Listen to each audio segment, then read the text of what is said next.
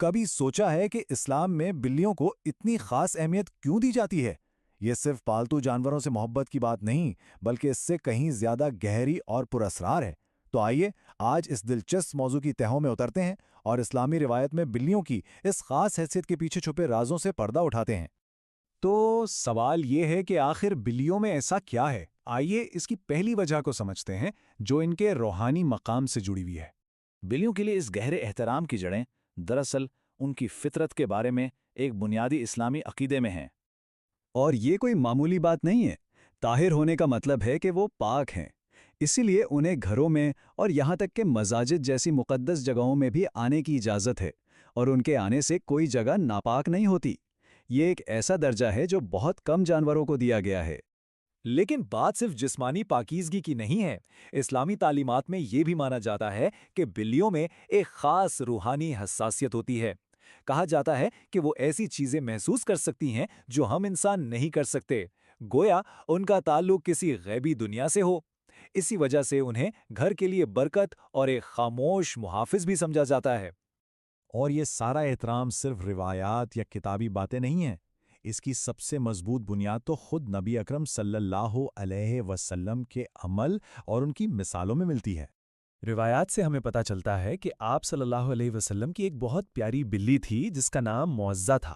آپ صلی اللہ علیہ وسلم کا معزہ اور دوسری بلیوں کے ساتھ جو سلوک تھا وہ جانوروں سے محبت اور شفقت کی بہترین مثال ہے۔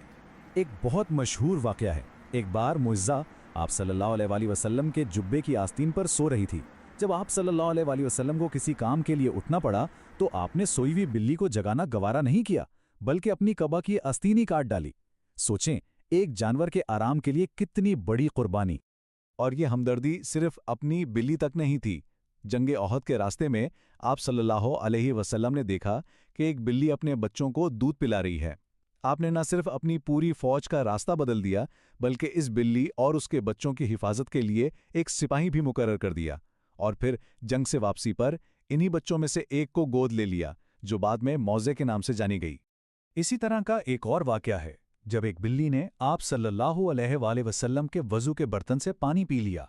آپ نے اسے ہٹایا نہیں بلکہ صبر سے انتظار کیا اور پھر اسی بچے ہوئے پانی سے وضو مکمل کیا۔ آپ صلی اللہ علیہ وآلہ وسلم کے ان اعمال نے سب کے لیے ایک مثال قائم کر دی کہ بلیاں واقعی پاک ہیں۔ ٹھیک ہے، یہاں تک تو بات ہوئی تاریخ اور روایت کی، لیکن اب کہانی ایک بہت ہی دلچسپ موڑ لیتی ہے جہاں یہ صدیوں پرانی حکمت جدید سائنس سے ملتی ہے۔ جی ہاں، ہم بات کر رہے ہیں بلی کی گھرگھراہٹ کے پیچھے۔ ایک روایت کے مطابق خلیفہ اول حضرت ابو بکر رضی اللہ تعالیٰ عنہ کو جب شدید تکلیف تھی تو ایک چھوٹی سی بلی نے ان کے پاس بیٹھ کر انہیں آرام پہنچایا تھا۔ یہ واقعہ ایک گہرے روحانی تعلق کی طرف اشارہ کرتا ہے اور سوال اٹھاتا ہے کہ کیا بلیوں میں واقعی کوئی شفا بخش طاقت ہے؟ اور حیرت کی بات یہ ہے کہ اب سائنس اس راز سے پردہ اٹھا رہی ہے اور اس کی چابی چھپی ہے بلی کی گھرگھراہٹ کی فریکوینسی میں۔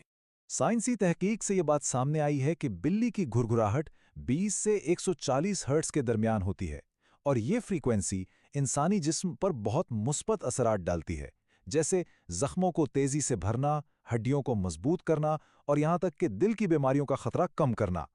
تو کیا یہ ممکن ہے کہ جس سے صدیوں سے روحانی برکت سمجھا جا رہا تھا، اس کے پیچھے ایک ٹھوس سائنسی حقیقت بھی چھپی ہو؟ بلیوں کے لیے یہ احترام صرف اسلام تک ہی محدود نہیں ہے۔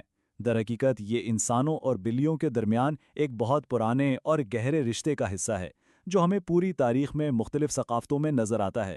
مثال کے طور پر قدیم مصر کو دیکھیں، جہاں بلیوں کو دیوتاؤں کا درجہ حاصل تھا اور انہیں نقصان پہنچانا سزائے موت کا جرم تھا، جبکہ اسلام میں انہیں ایک پاک اور بابرکت مخلوق مانا جاتا ہے۔ طریقے الگ ہیں، لیکن ان دونوں عظیم تہذیبوں میں بلیوں کے لیے گہرا احترام مشترک ہے۔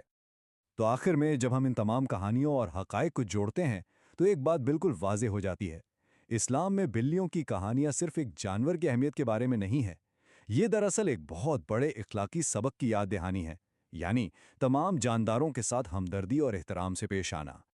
یہ سب کچھ ہمیں سوچنے پر مجبور کرتا ہے کہ ہمارے ارد گرد کی دنیا میں اور کتنی ایسی قدیم حکمتیں اور نادیدہ رابطے چھپے ہوئے ہیں جنہیں ہم شاید روزمرہ کی زندگی میں نظر انداز کر دیتے ہیں۔ شاید اب وقت آ گیا ہے کہ ہم اپنے ارد گرد کی مخلوقات کو ایک نئی نظر سے دیکھنا شروع کریں۔